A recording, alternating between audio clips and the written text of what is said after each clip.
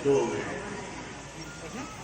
2002 में हम लोगों ने इस मूर्ति का अनावरण किया था।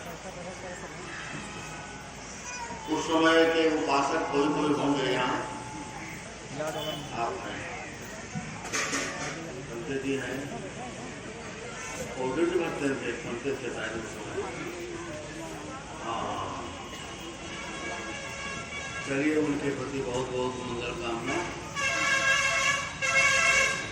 आप लोगों ने एक कीर्ति स्थापित किया था, लेकिन कुछ विकास नहीं कर पाए और इसमें विकास कुछ करना चाहिए था। चलो गई सो गई, अब राख रही को जो चली गई, अब जो बची है उसको ठीक से जीवित कर लें। इसमें सुंदर सा एक विद्यालय चल सकता है आपका। प्राइमरी से शुरू करें इस क्षेत्र के लोग और फिर हाई स्कूल इंटर तक उसको ले जाएं। कितना सुंदर होगा, इस क्षेत्र के सभी वर्ग के लोगों को शिक्षा मिलेगी।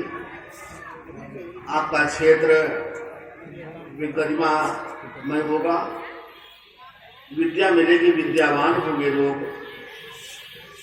विद्यावान होकर के अपने जीवन का आगे चल करके निर्वहन करेंगे। अच्छे अच्छे अध्यापकों को रखिए जो तन मन धन से पढ़ाएं और इस बारे में सोचिएगा जरूर। यहाँ की जो कमेटी है, उस कमेटी के जो अध्यक्ष हैं, वह यह निश्चय कर ले, संकल्प कर ले कि हमको कुछ इसमें करना है। और सबसे अच्छा विद्यालय होता है, विद्यालय में कोई भेदभाव नहीं होता है। भेदभाव लोग करते हैं, करना नहीं चाहिए, क्योंकि विद्या ददाद विनयम, विद्या विनय को देती है। और यदि विनय ही नहीं है तो किस प्रकार की विद्या। तो बहुत बहुत मंगल कामना। आप लोग ध्यान पूर्वक बैठ करके सुनिएगा। जो लोग इधर उधर खड़े हैं वे लोग भी बैठ जाएं। धर्म चर्चा खड़े खड़े नहीं सुनी जाती है। सम्राट अशोक ने जब निग्रोध से कहा आपको कुछ मालूम है तो सुनाइए, तो निग्रोध श्रामणेर ने कहा सुनने के लिए आपको नीचे बैठना पड़ेगा।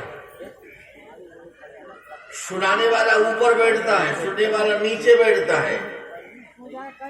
तो सम्राट अशोक नीचे बैठ करके उनकी दो चार गाथाएं जो याद थी वो सुना, क्योंकि देने वाला ऊपर होता है और लेने वाला नीचे होता है। तो आप सभी लोग धर्म चर्चा सुनने आए हैं, तो धर्म चर्चा सुने।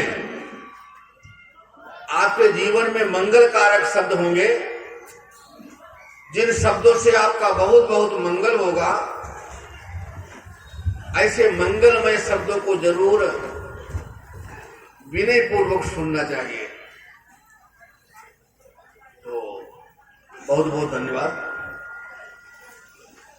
आज हम लोग वर्षावास में आए हुए हैं और वर्षावास का ये दूसरा महीना चल रहा है। वर्षावास का मतलब होता है, जैसे हिंदुओं में चतुर्मासा कहा जाता है, हमारे बौद्धों में वर्षावास कहा जाता है। तो वर्षा काल में 3 महीने तक हमारे बौद्ध भिक्षु एक जगह पर निवास करते थे। आज भी करते हैं और आगे भी करते रहेंगे, क्योंकि वर्षा काल में गांव में कीचड़ होता है। जिस समय भगवान ने इस परंपरा को डाला उस समय गांव की स्थिति अच्छी नहीं थी, कीचड़ हुआ करते थे, भिक्षुओं को जाने में दिक्कत हुआ करती थी। लोगों को भोजन देने में दिक्कतें हुआ करती थी। इसलिए भगवान ने वर्षा काल में कोई भिक्षु अपने स्थान पर निवास करेगा 3 महीने तक, ध्यान करेगा, साधना करेगा, मनन करेगा, आए हुए उपासकों को कुछ ज्ञान चर्चा करेगा। तो भगवान बुद्ध ने सबसे पहला वर्षावास कहां किया? इसी पतन मिगदाय। सबसे पहला वर्षावास कहां किया था? इसी पतन मिगदाय, सारनाथ। सारनाथ नाम बाद में पड़ा, बुद्ध के समय पहले उसका नाम था इसी पतन मिगदाय। इस माने ऋषि लोग वहां रहा करते थे और ध्यान साधना में 500 ऋषि लोग पतन माने गिर गए थे और साथ में मृग लोग भी रहा करते थे। जंगल था, वाराणसी का बहुत बड़ा भयंकर जंगल था वो। ऋषि लोग साधना करते थे, तपस्या करते थे, तप करते थे। तो उस क्षेत्र का नाम था इसी पतन मिगदाय। मिगदाय माने मृग लोग भी रहते थे, साथ साथ जानवर भी। तो पहला वर्षावास भगवान बुद्ध ने वहीं से शुरू किया। जब बुद्धत्व प्राप्त किया, बैसाखी पूर्णिमा को हम अपने उपासकों से पूछते हैं कि बुद्ध का जन्म कहां हुआ था, तो ज्यादातर लोग लुम्बिनी बता देते हैं। आप लोग भी लुम्बिनी ही समझते होंगे। बुद्ध का जन्म कहां हुआ था? लुम्बिनी। लुम्बिनी सिद्धार्थ का जन्म हुआ था। हमेशा इस बात को ध्यान दीजिएगा। लुम्बिनी किसका जन्म हुआ था? सिद्धार्थ का जन्म हुआ था। बुद्ध का जन्म तो गया जिले में हुआ। गया जिले में वो बुद्ध बने थे और बुद्ध बनने के बाद 7 सप्ताह तक वहां बैठे रहे। 1 सप्ताह यहां, 1 सप्ताह यहां, 1 सप्ताह यहां, ऐसे 7 सप्ताह तक बैठे रहे। वो फोन का क्लैरिटी देखा? 49। वो फोन का क्लैरिटी देखा? 49 दिनों तक उस पीपल के आसपास बैठे रहे, 1-1 सप्ताह। और उसी समय सहमपति नाम का ब्रह्मा बुद्ध के पास आता है और चरणों में गिरता है।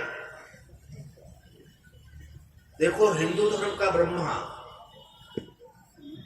और बुद्ध के आके पैरों में गिरता है, सहमपति नाम का, और पैरों में गिर करके भगवान से निवेदन करता है कि भगवान, आपने जो बुद्धत्व प्राप्त किया है, यह लोक कल्याण के लिए आप उपदेश करें। ठीक है? जिससे लोक का कल्याण हो, लोगों के अंदर अंधकार दूर हो, प्रकाश का ज्ञान मिले। तो भगवान ने उसकी प्रार्थना को स्वीकार कर लिया। हाँ, ठीक है। जब उसने समझ लिया, ब्रह्मा ने, कि भगवान ने हमारी प्रार्थना को स्वीकार कर लिया है, तो फिर पंचांग प्रणाम किया बुद्ध को और फिर अपने लोक में चला गया। अब ज्ञान किसको बताया जाए? बुद्ध का जो ज्ञान था, बुद्ध विचार करने लगे, ज्ञान तो बहुत गंभीर है, यह साधारण ज्ञान नहीं है। इस ज्ञान को किसे बताया जाए? कौन इस ज्ञान को समझ सकता है? तो विचार किया कि जिनके साथ मैं पढ़ता था उन्हीं को सबसे पहले ये ज्ञान हम बताएं, जो हमारे गुरु थे। किसके गुरु थे? सिद्धार्थ के। सिद्धार्थ के गुरु कितने थे? हाँ, शुक्रिया। तो हमारे गुरु कितने थे? सिद्धार्थ ने जब घर छोड़ा था तो 6 गुरु थे उनके, 6 गुरु पास गए थे, और वो सब वैदिक गुरु थे, वैदिक वेदों को मानने वाले गुरु थे। उनके नाम थे आलार कालाम, पहला नाम था ये, बहुत चर्चित नाम था। आलार कालाम, उद्दक राम पुत्र, अजित केश कंबल, पकुद कच्चायन, मखरी गोसाल, संजय बेलट पुत्र, ये 6 नाम थे। इन 6 के पास में अध्ययन किया और जितना उनको मालूम था उतना मालूम कर लिया। इसके बाद कहा और आगे कुछ बताओ। तो एक दूसरे ने एक दूसरे के आगे भेज दिए, वहां चले जाओ। तो इनको यदि हम बताएं तो ये हमारे ज्ञान को समझ सकते हैं। तो पता लगाया कि वो सब मर चुके थे उस समय। 6 साल में सबकी मृत्यु हो गई थी। 29 वर्ष की अवस्था में ग्रह त्याग किया था और 35 वर्ष की अवस्था में बुद्ध बने थे। 6 सालों में वो सभी मर चुके थे। अब कौन हमारी बात को सुनेगा? तो हमारे साथ जो 5 लोग रहते थे उनको हम सुनाइए बात, वे हमारी बात को सुन लेंगे, समझ भी लेंगे। जो हमारी सेवा करते थे, जिस दिन हमने सुजाता की खीर खाया उसी दिन वो लोग नाराज होकर चले गए। अब क्या ज्ञान प्राप्त होगा? खीर खाने से नाराज हो गए कि अब क्या इसे ज्ञान मिलेगा। इसने तो खाना पानी शुरू कर दिया और उसी रात में ज्ञान हुआ। तो वो लोग हमारी बात को समझ लेंगे। तो भगवान 50वें दिन वहां से चलते हैं गया जिले से, और भगवान को रास्ते में 10 दिन लगा। रास्ते में 10 दिन पैदल चलते चलते 10 दिन लगा। और 11वें दिन वाराणसी में किसी सेठ के वहां रात विश्राम किया। और उसी दिन भगवान बुद्ध सुबह प्रातः इस पतन मिगदाय की तरफ चले।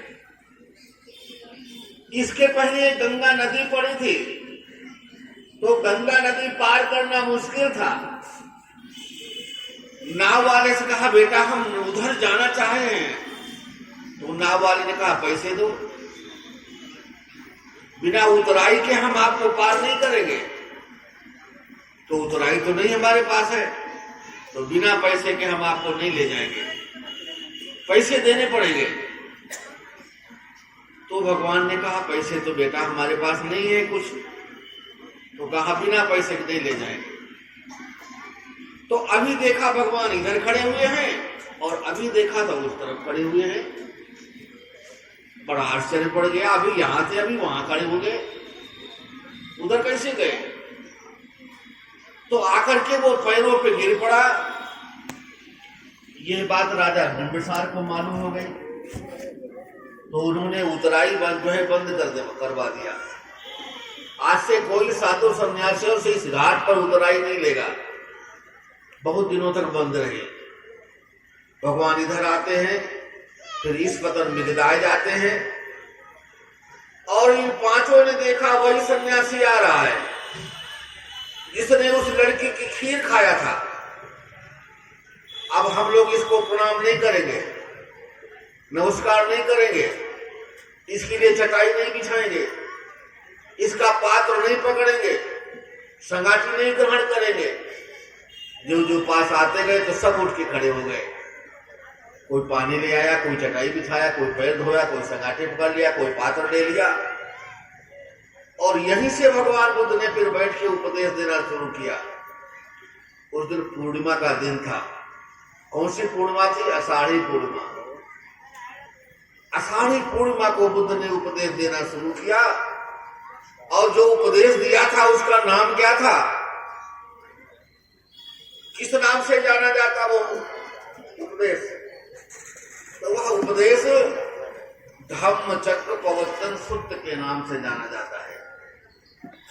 जो भगवान बुद्ध ने उपदेश दिया था क्लैरिटी बहुत मस्त पंचवर्गीय भिक्षुओं को, 64 एमपीएस का। उसका नाम है धम्म चक्र प्रवर्तन लाइव चलाओ सूत्र। हाँ लाइव चलाओ धर्म चक्र परिवर्तन सूत्र। धर्म चक्र का परिवर्तन किया, लाइव यूट्यूब पे धर्म के चक्र को घुमाया पंचवर्गीय भिक्षुओं को लेकर के, और वहीं से भगवान ने अपना उपदेश पंचवर्गीय भिक्षुओं को दिया। एक तो मेरा सिंदूर पहन ले और इसके बाद सिंदूर पहन ले, कुछ चूड़ी पहन ले हाथे में, बैठ जाए सब पहनते हैं जो नटियां पहना जाला मगर वाराणसी का एक यश था, यश प्रसाद इसी सब वहां सिद्धार्थ इसी व्यवस्था में पला था। यश घर से नाराज होकर के उसी जंगल में चला गया और जाकर के बुद्ध को मिल गया।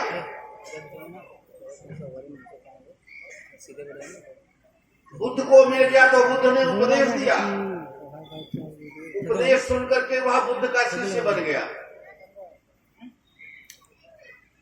ये छठा बुद्ध का शिष्य था। पंचवर्गीय भिक्षु थे। उन पांचों के नाम क्या थे?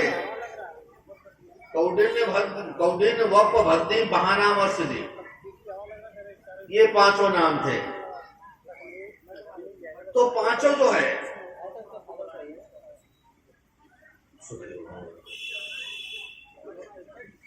फिर भगवान जो है छठा यश को बनाते हैं, और यश को बनाने के बाद यश के परिवार के जितने लोग यश को ढूंढने आते गए, अपने राजा राजपुत्र को जितने लोग ढूंढने आए जंगल में, वे सबके सब बुद्ध के शिष्य बन गए। 60 लोगों का समूह हो गया। तब भगवान ने उपदेश दिया, चरत विक्रमे चारिकं बहुजन हिताय बहुजन सुखाय लोकानुकंपाय अथाय हिताय सुखाय देव मनुष्याय। यह बुद्ध ने उपदेश दिया। चरत विक्रमे चारिकं, हे भिक्षुओं चारिका करो, विचरण करो। किस लिए? बहुजन हिताय, बहुजन सुखाय, बहुत लोगों के हित के लिए, बहुत लोगों के सुख के लिए चारिका करो, विचरण करो। बुद्ध ने कभी नहीं कहा सब जन हिताय सब जन सुखाय।